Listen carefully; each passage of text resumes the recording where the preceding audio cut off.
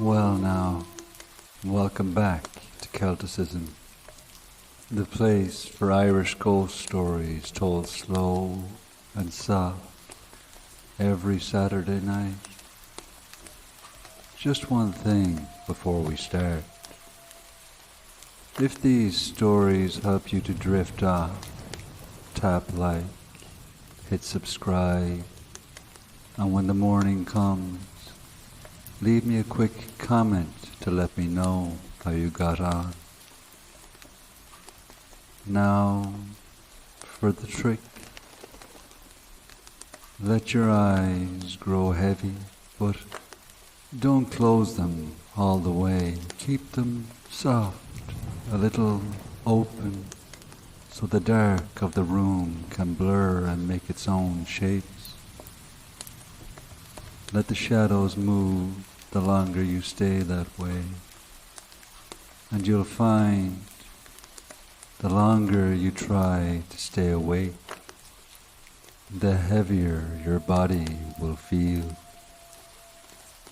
So now, ease your forehead, let your jaw hang loose, relax your shoulders and breathe slow, belly rising as you breathe in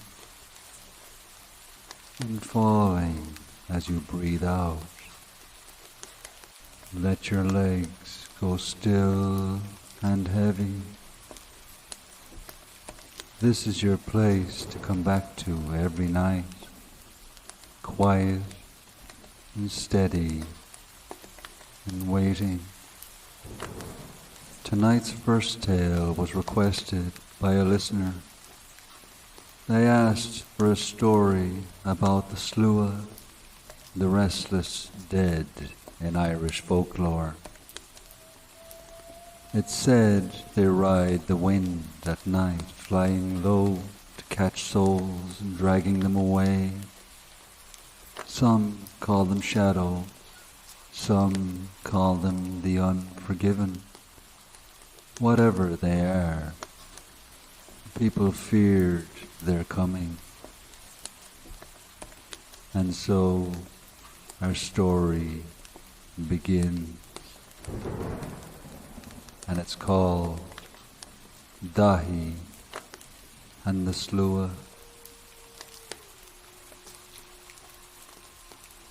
My name's Daithi. I came into the woods with a lantern and an old book.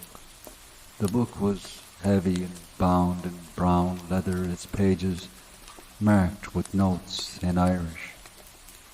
I'd been told to burn it, but I couldn't.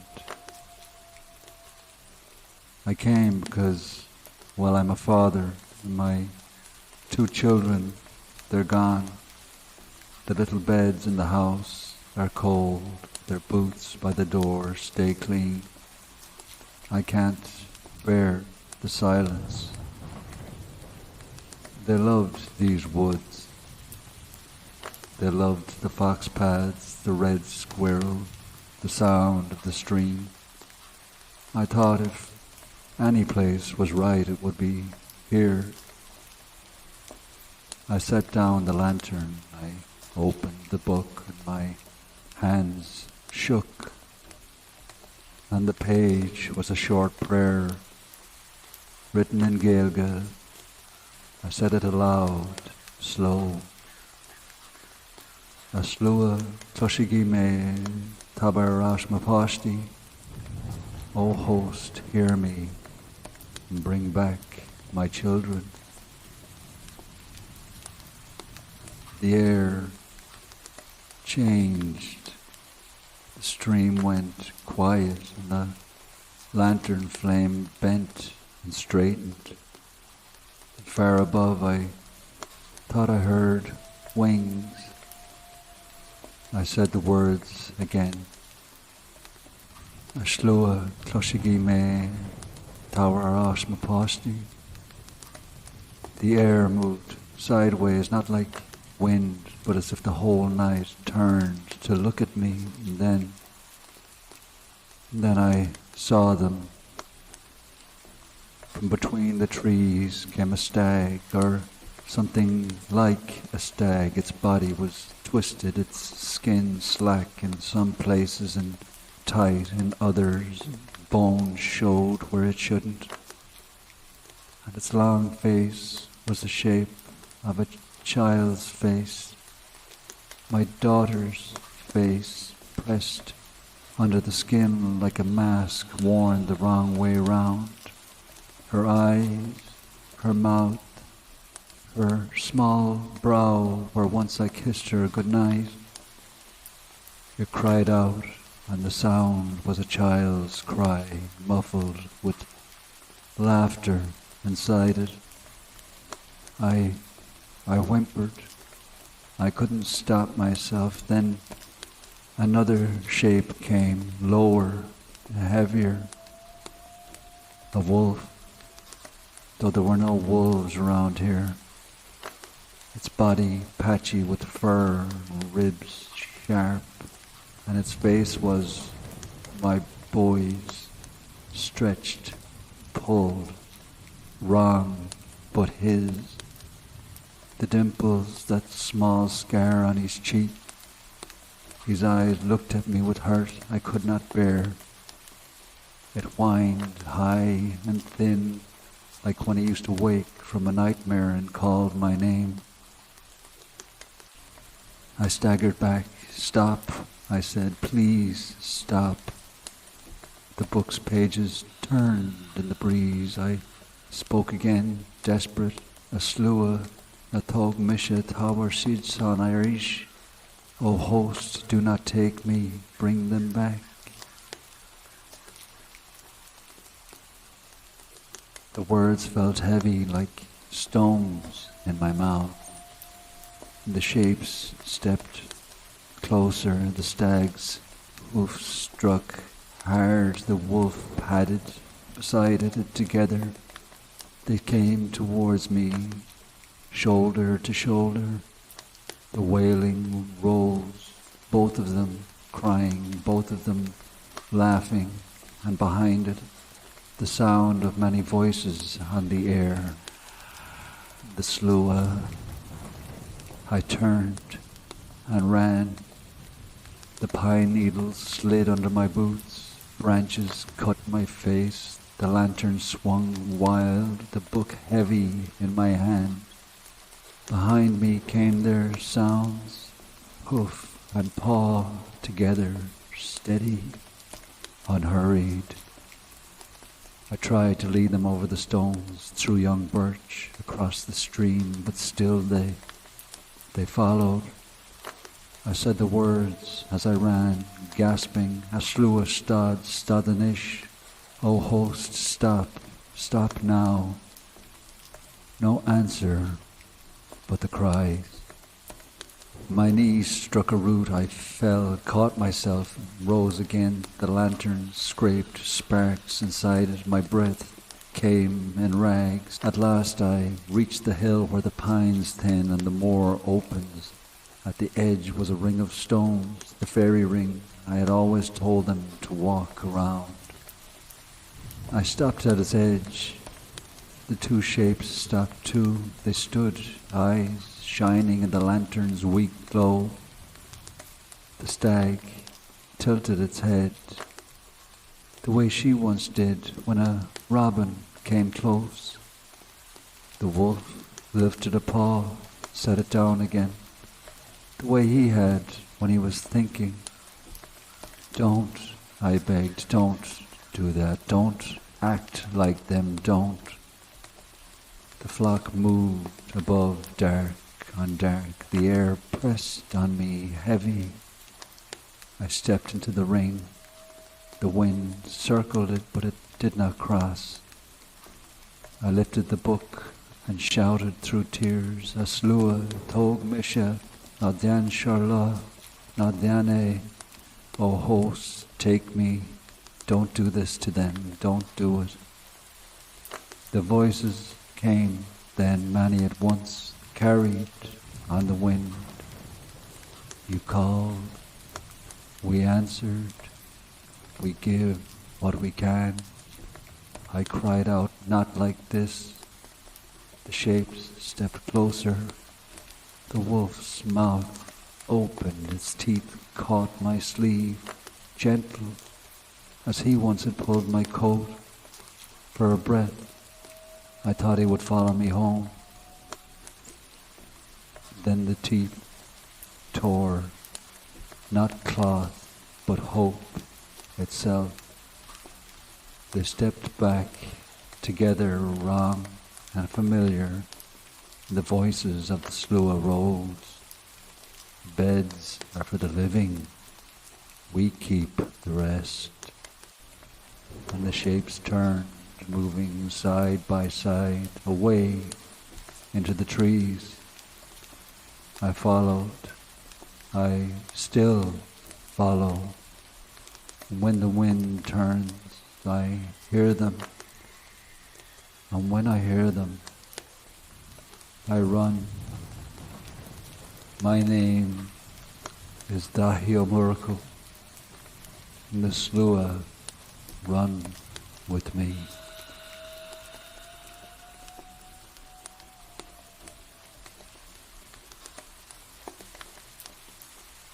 The cries fade into the night. The woods grow quiet again. Let your breath ease out. Let your shoulders soften as we drift into the next story.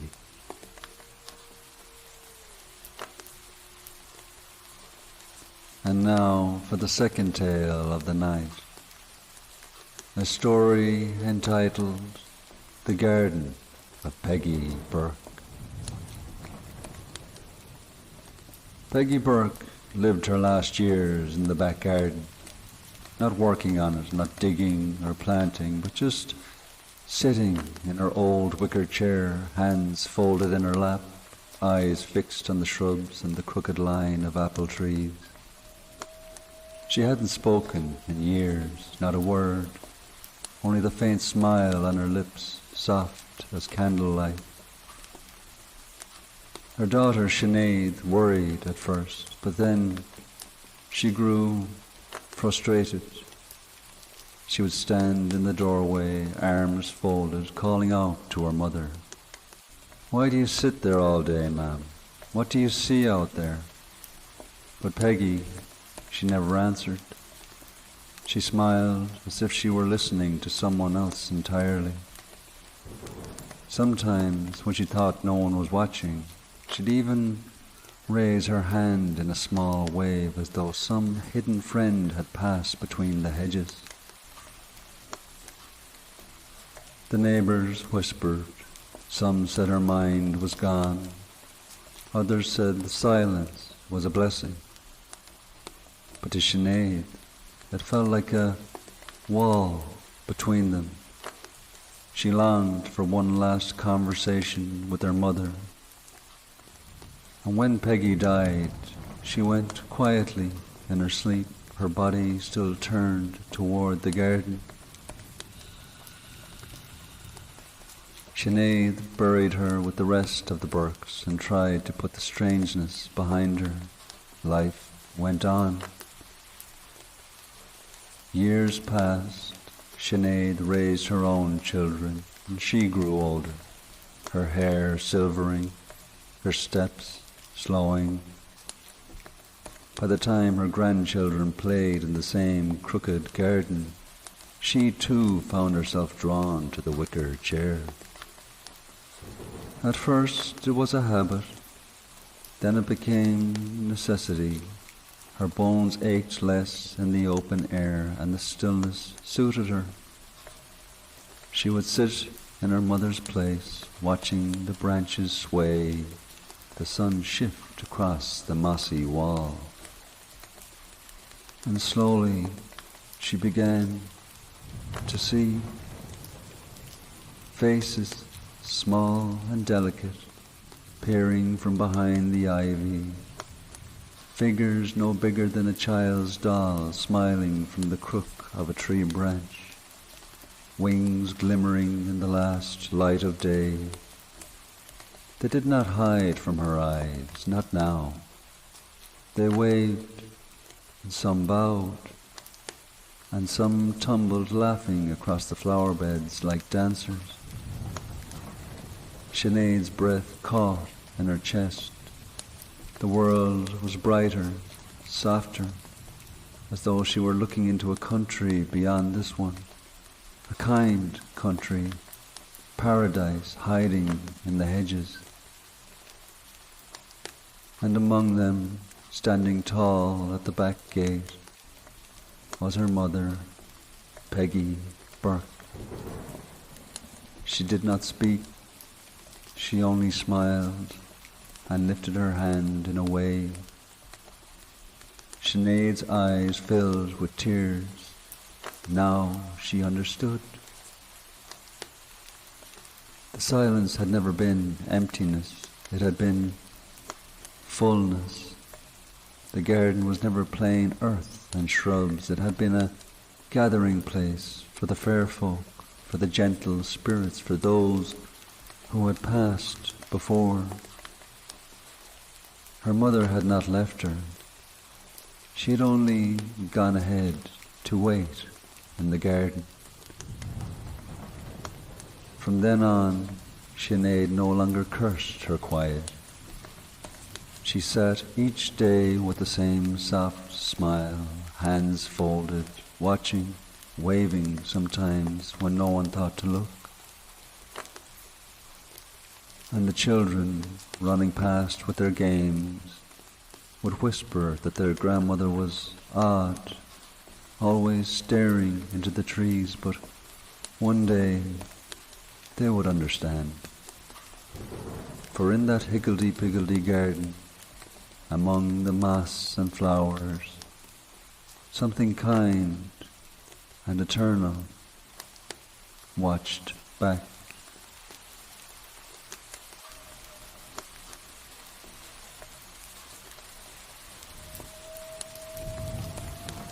The garden is quiet now, and the night drifts on. Let your breath move softer, and let the weight of the day slip gently from your shoulders as the next story begins.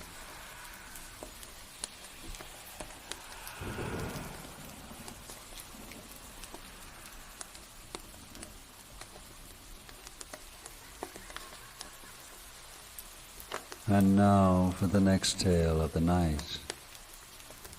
A story called The Tower of the Abhartach. The hills of Leitrim rose and fell like the back of some sleeping creature, all grass and stone under a sky of endless grey. Sheep wandered there, bells tinkling faint in the distance. The land had always been quiet, but on one hill the silence was heavier. At the crown of that hill stood a tower, a broken finger of stone reaching up from the earth.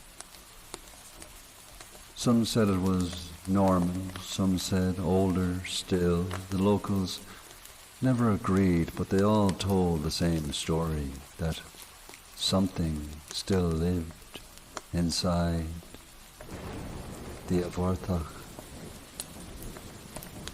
Old folk spoke his name like a curse, a chieftain once cruel and small in stature, buried 3 times and 3 times clawing his way back to drink from the living.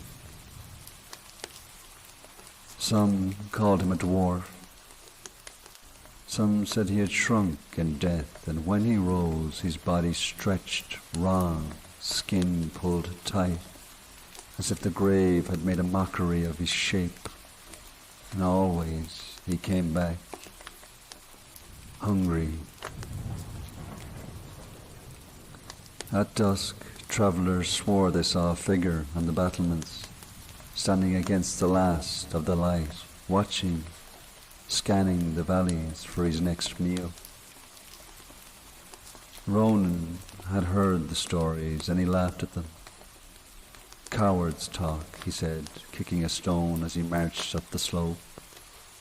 It's just a rock, nothing in there but moss and piss.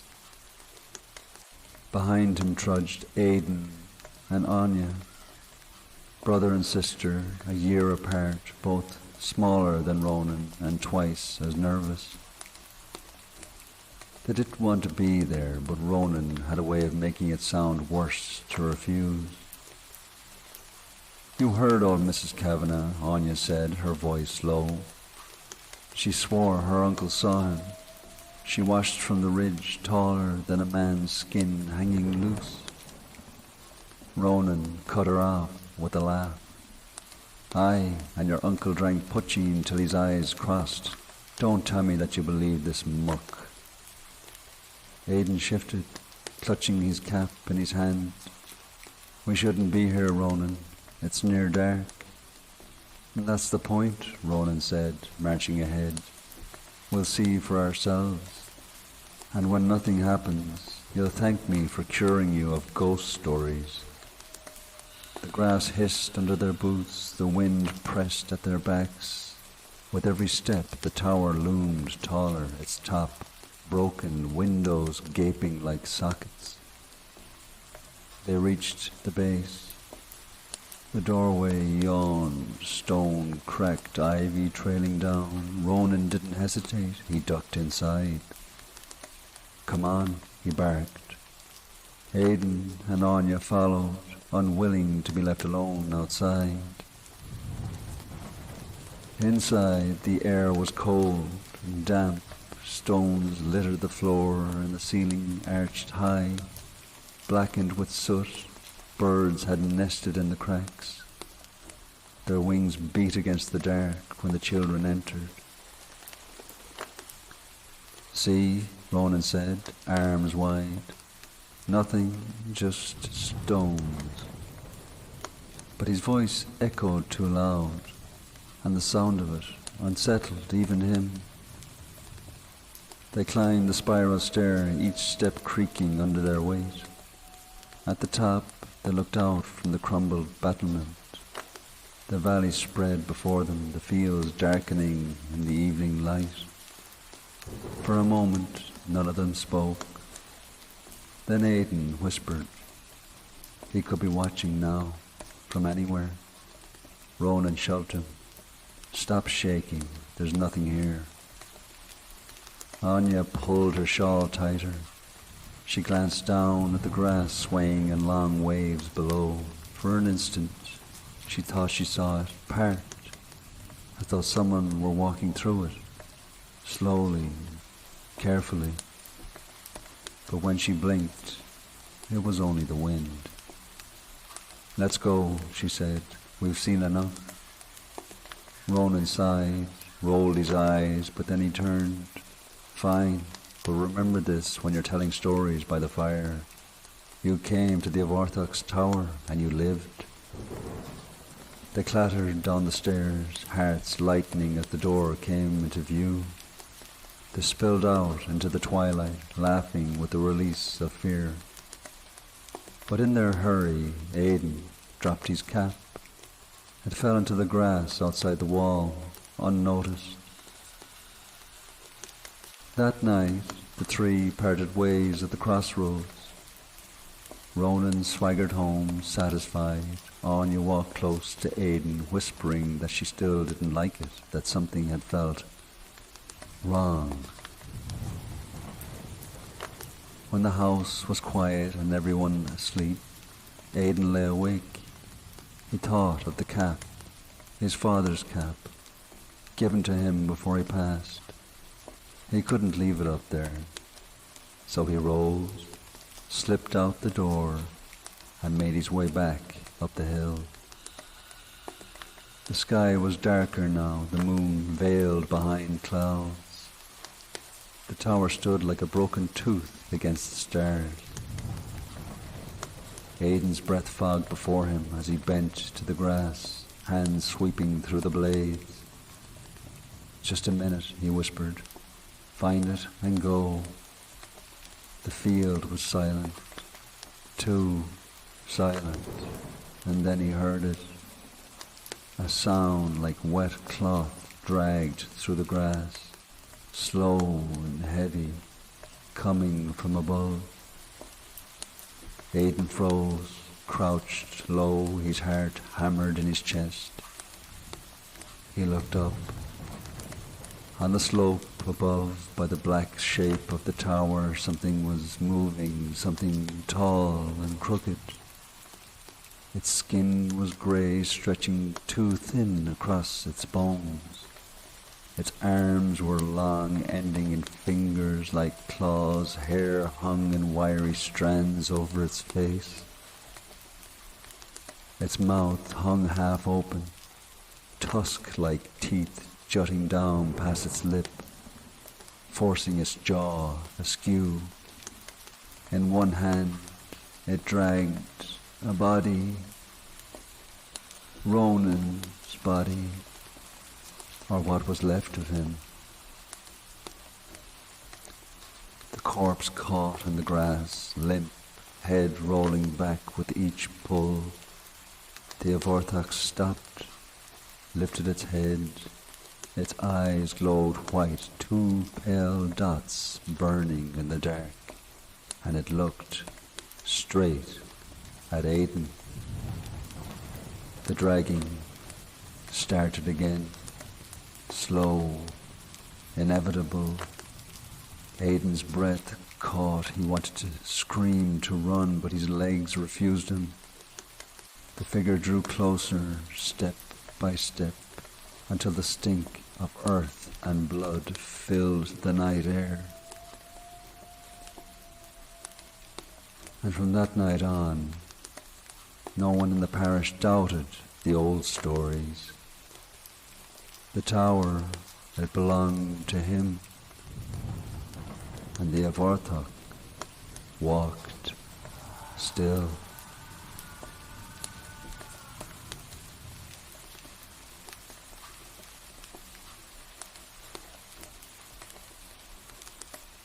And let that tower fall quiet again, its windows dark. Let your body sink further. Take a deep breath in through your nose, and let it out through your mouth. Keep your eyes softened, and let those shadows dance as we drift in closer to the next story.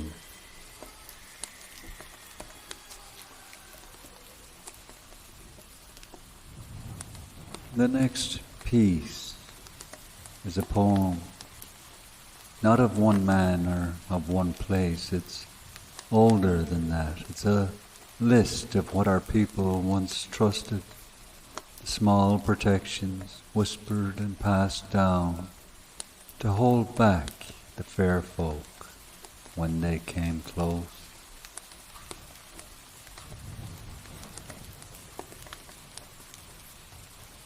This poem is called The Fairy Ward.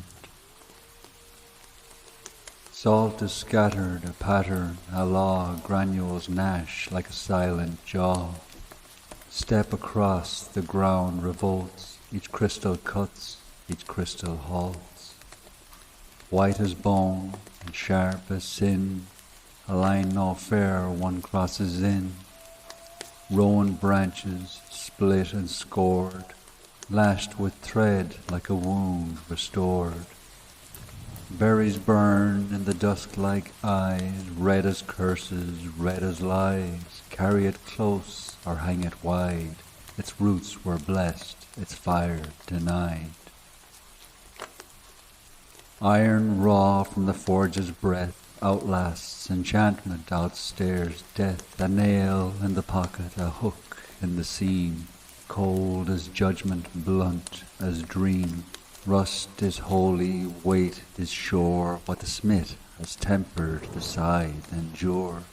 Bells erupt where the silence clings, fractured the air unweaved their strings. Even the clang of a spoon to a pan undoes the spell no silence can.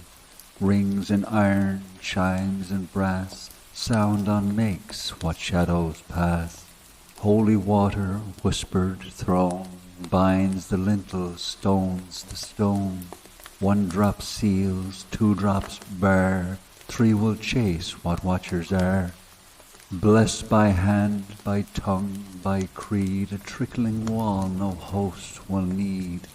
Keep the fire banked but live, embers mutter, coals survive. Heat is memory, flame is vow, smoke is shield against the now.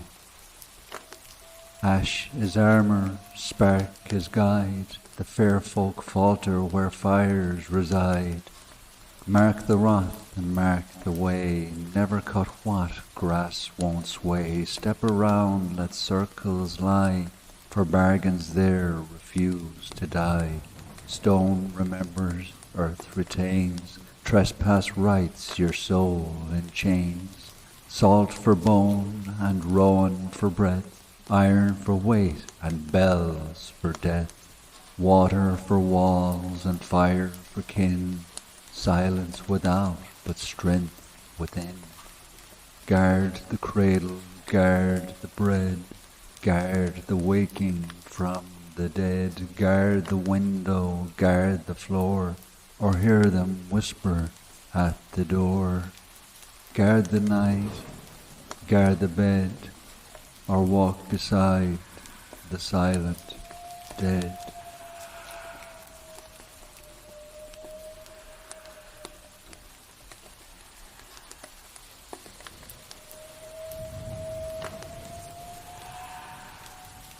And now for the next tale of the night, a tale entitled Adrian Clusky's Cap. They said Adrian Clusky was a good man once, a father, a worker, a neighbour who'd nod to you at the gate, but something turned in him, some whisper none of us heard.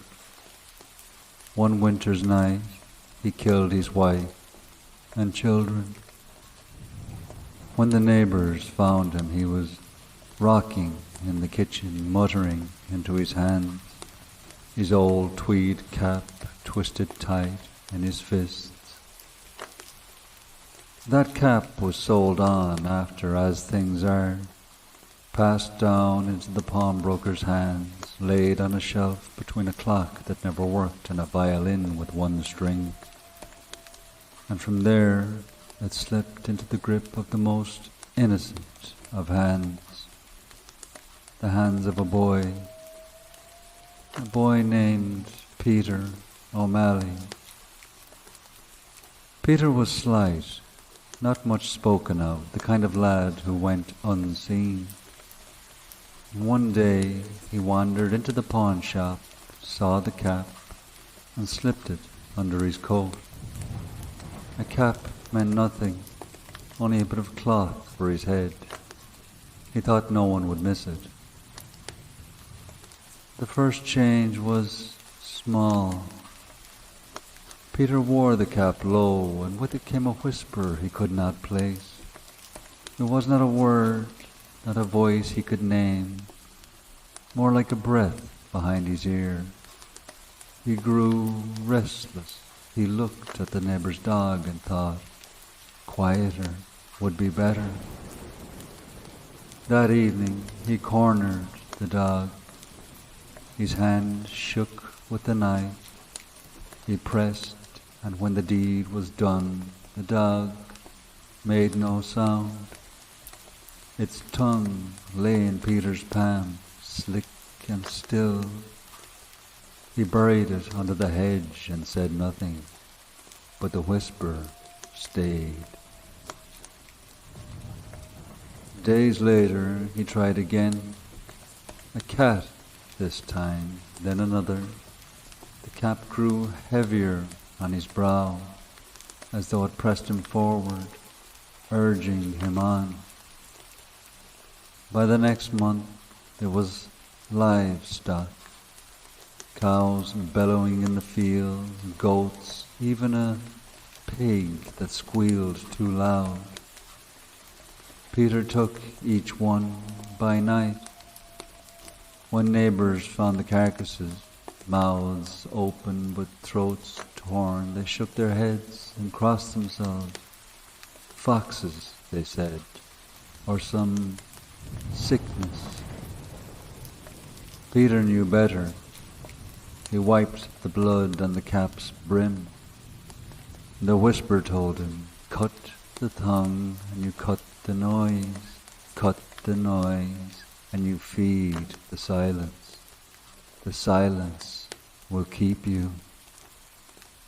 And so he did. It wasn't long before the silence asked for more. He watched his sister sing by the fire and thought how much sweeter the room would be if it was still. He watched his mother scold him and thought how calm the air would be if no sound came back. And one night he acted.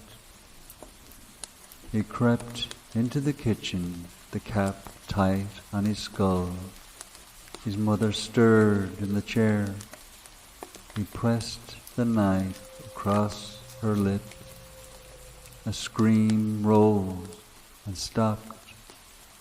Her tongue slipped from his hand onto the flagstones, and he buried it under the same hedge where the dogs had gone. His sister came next, then others, cousins, strangers, each one silenced, each tongue a toll. The village grew uneasy. Doors shut early, children called in at dusk. Still the killings went on. Mouths torn, words gone. Peter grew gaunt, his eyes sunk deep. He no longer spoke, he no longer needed to. The whisper in the cap was enough. It was the priest who first muttered the old name, the Fair Gortha, the hungry man, a spirit that feeds on famine and despair. They said it had clung to Adrian Clusky once, through the ragged wool of that cap, and when he was gone it waited for another. Peter was only a boy, but the Fair Gortha does not care for age, only for hunger.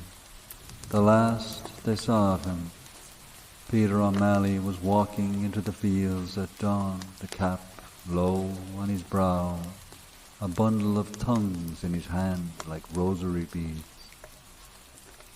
No one followed, and some say if you listen near the hedges where the earth is thin, you can still hear the faintest whisper, a boy's laugh, and the scrape of steel against teeth.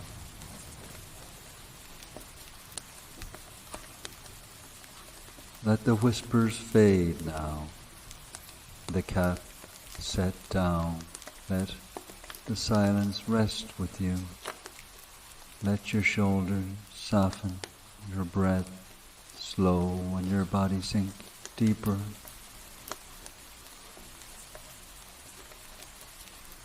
We move now to the next story, carried by the dark, carried by the night.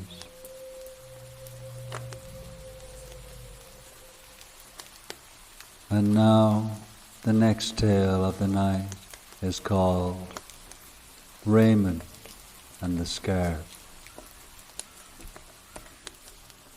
My name's Raymond Downey, and I don't know how to live without Siobhan. It rained all day and into the night, the kind of rain that soaks the road to ink and turns every lamp into a blurred coin. I walked because sitting still was worse. I took the old bottle with me. I told myself I'd throw it in the ditch, but I kept not doing it. I went up past the chapel, out the lane, across the fields, and somehow looped back to our gate without meaning to. That's grief. Your feet bring you home when even your head doesn't want to. The house smelled like it does now, cold ash, damp wool, the faint sweet note in the hall that only I notice because I'm the one left. Her coat still hangs there, scarf too, that long, ugly thing I always teased and she always loved. A green so wrong it became right to her. I used to say it made her look like a hedge. She'd say that I'm a hedge you'll never get past, and I'd kiss the end of it to prove her right. I was soaked through. I didn't turn on the big light. I sat in the chair by the window with the scarf in my hands and rubbed it against my cheek. It still had her. It shouldn't, but it did. The touch of her soap, the warm wool smell from afternoons in the pub, the tiny hint of her hand cream. The more I breathed, the worse the room got. Every little thing had a memory in it, and every memory was a blade. I thought about being done. I stood up. I reached up. I didn't think. I just wanted out. I lifted the scarf toward the beam, the way a man might lift his eyes to say one last prayer. And I tied the noose. And as the wool passed in front of my face and dimmed the room for a heartbeat, everything changed. The house fell away. I was standing in a narrow hall of black, like the space between two curtains. The air was still, the dark was empty. It felt full, like a field at night with the grass holding the cold. Far ahead, straight ahead, there was a bright, gentle light. Not a harsh light, the kind you'd see spilling from a kitchen when someone lifts the latch for you late. The shape stood where the light was, small against it, but there, a woman's shape, her shape. Siobhan, I said. I yanked the noose off and I was back in the room. The chair, the wet coat, the table with the glass ring where my mug always sits. A drip from my sleeve hit the floor. I held the scarf like a rope that had bitten me. Then I lifted the noose again, slow. It passed in front of my eyes. The room went. The hall came back, the light ahead, her silhouette in it, clearer now. The curl of her hair, the tilt of her head, the way she stands with one foot a little out. All the little things I didn't know I knew. Ray, she said, her voice, God, help me. Don't come closer, she said softly. Not one step. If you step forward, you'll never see me again. The words went through me like lightning without the burn. But you're there, I said. I am, she said, but listen. This isn't a door to me. It's a corridor past me, and if you cross it, you go beyond. And I won't be here for you anymore, not like this. You'll lose even this. I can't live without you, I said. The rain outside drummed like a clock with no hands. I can't sleep. I can't eat. I sit in the kitchen and the light is wrong. I go to the shop and forget why. I open the wardrobe and close it again. I talk to you at the dinner table and scare myself because I wait for you to answer. I'm a fool, Siobhan. Everything's broken. I know, she said. I see it. I see you pour out the tea because you can't stand making one cup. I see you put my shoes under the bed back in their place as if that helps. I see you stand at the back door to listen for the robin because you think it might be me. It is, isn't it? I said, grasping at anything. The robin. She smiled in the light. Sometimes you need it to be, and that's enough. I swallowed. The black around me was soft and huge like the inside of a bell. This hurts so much, I said. I didn't know a body could hurt this much and still move about. Everything good went with you. No, she said gently. Everything good changed shape. I don't want a new shape, I said. I want you. I want you too, she said, as her voice trembled. But not like this, love.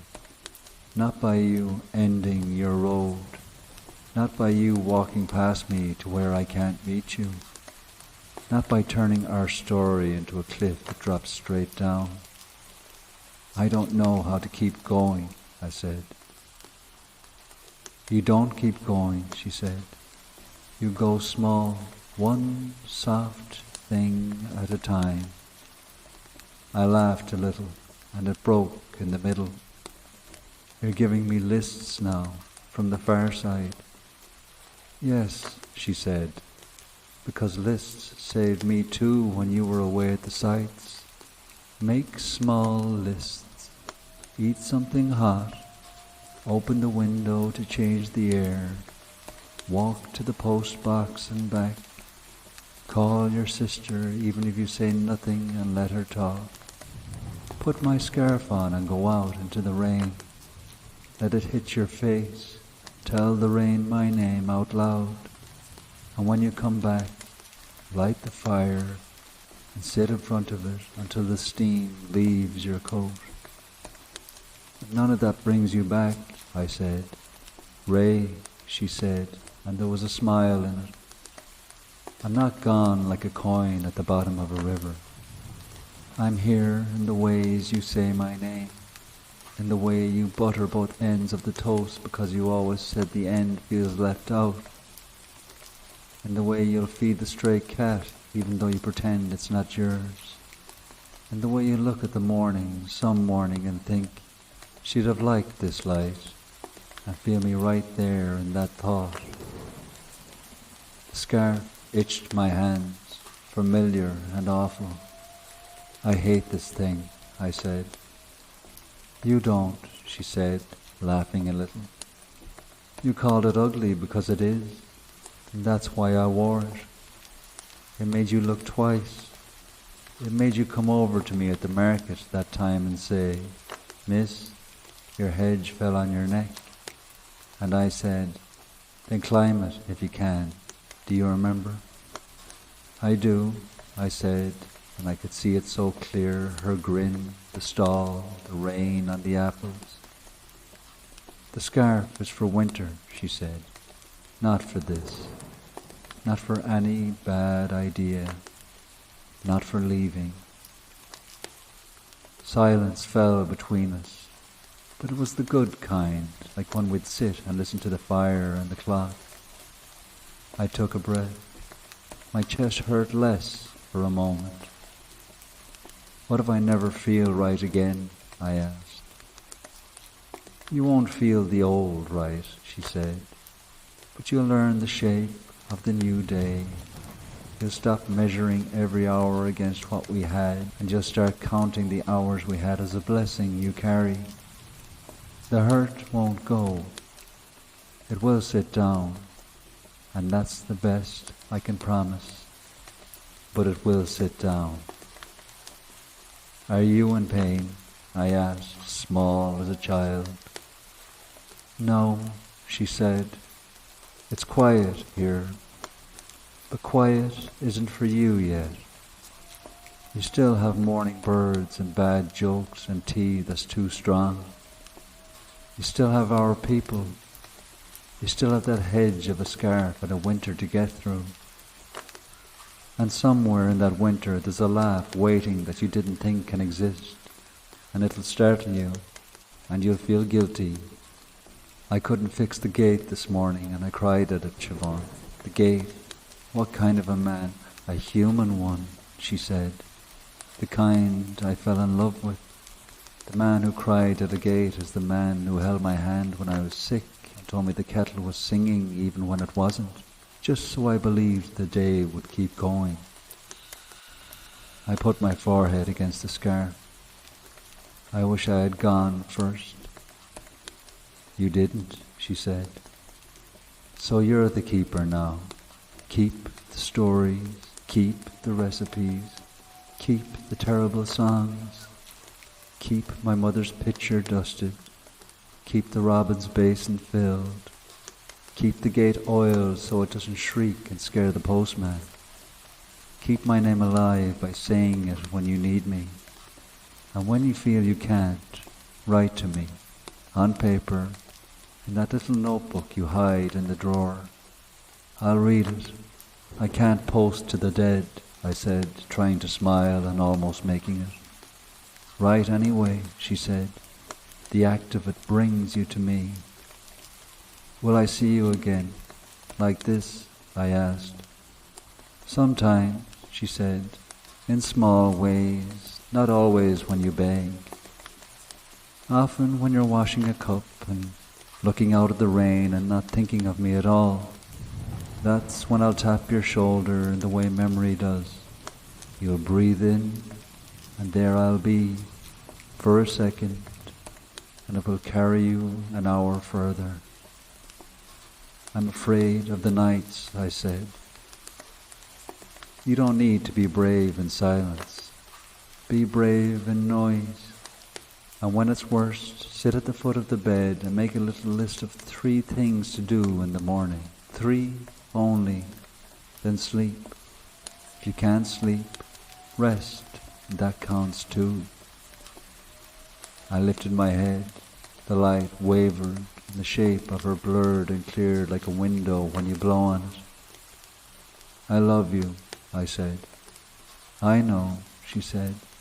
I never doubted it, not once, and I give you permission now not to feel guilty. Laugh when it comes. That's me too. The light breathed like a slow tide. The black hall stayed the same. That's why I can ask this of you. What? I asked. Step back, Ray. I closed my eyes and felt the wool against my cheek one last time. I wanted to step forward so badly my bones shook with it. If I step forward, I said, it's over. If you step forward, she said, you pass me. You won't land in my arms. You'll go to a place I can't bring you back from. And you'll close the door on even this little doorway we've found. Please don't. Not tonight. Not for a long time. I'm so tired, I said. Step back, she said again. Not a command, a plea. And I did. The dark hall fell away, the room rushed back in, the chair, the table, the drip from my coat, the scarf in my hands, heavy and ugly and dear. I stood very still for a long time. I didn't turn on the light. I put the scarf around my neck in a clumsy loop the way she used to do it for me and tugged it tight. And I let the wool itch me into the present. I went to the sink and poured the whiskey down. My hands shook and I did it anyway. The smell rose up and made my eyes water, and that was fine. It felt like cleaning. I opened the back door, let the rain in, hit my face cold and honest. Somewhere in the yard, a robin shouted the way they do when they think they own the place. Hello, I said to the bird. I'm here. I sat on the step with the scarf tucked under my chin and made a list on the back of an old bill with a pencil I had to spit on to wake. 3 things. call Maeve, fix the gate, and leave water for the robin. I wrote Siobhan at the top and underlined it twice. I put the paper on the table so I'd see it first thing. I went to the bedroom and put her shoes exactly where she used to kick them off, not because I needed it, but because it made me smile to think she pretended to be cross about the mud. I lay down on my side of the bed because that's where I still fit. The house ticked and sighed.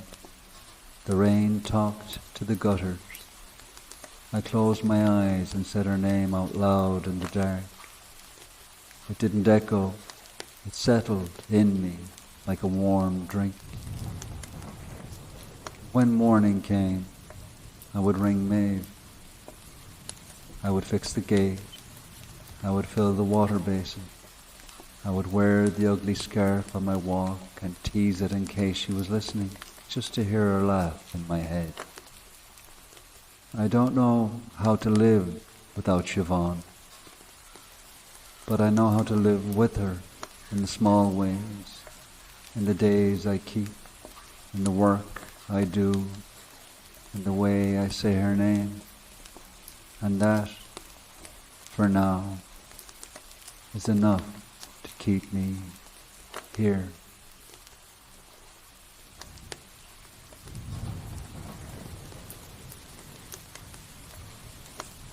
That's the end of tonight's tale. You're safe here. The fire is quiet, and the room is still. And this is your place to return to every night. If these stories eased you down, tap like and hit subscribe. And in the morning, leave me a comment to tell me how you did, and which fairies or old spirits you'd like to hear about next. Now, let your breath slow. Shoulders soften.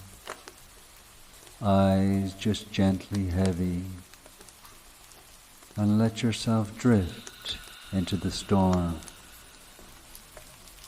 Sleep well. Let the night take you. Good night.